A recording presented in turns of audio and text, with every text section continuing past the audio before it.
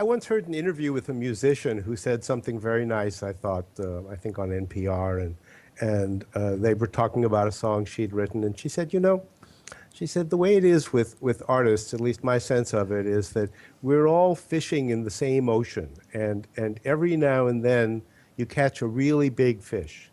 And that's how I felt about this song, she said. But, you know, it happened to be me who caught it. It could have been somebody else. And that's an image that stayed with me. It's knowledge, and in fact, this is something that's discussed extensively in the TSK vision.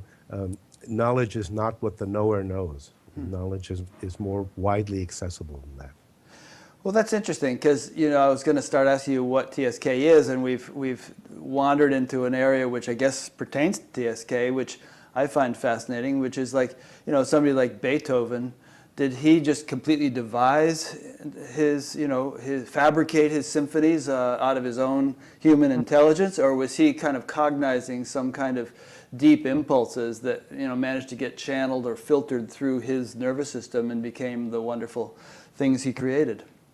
Yeah, I think it's a very interesting question, the whole issue of where does creativity come from. You know, there's a whole sense in the Buddhist teachings, and this also comes up in TSK, that most of what goes through our mind is very routine. We're kind of stuck in the same patterns of thought, and it's all based on things we've identified in the past. It's very past-centered, the knowledge that we rely on in living our lives.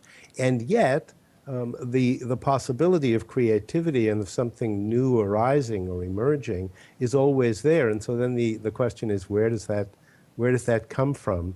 And I think you'd really have to say that, you know, insofar as the self is also a construct that we've kind of patched together out of the material that becomes available to us when we're growing up and through our culture and so on, insofar as that's what the self is, that's not the likeliest source for creativity. We must be tapping into something deeper than that. I don't know what Beethoven would have said.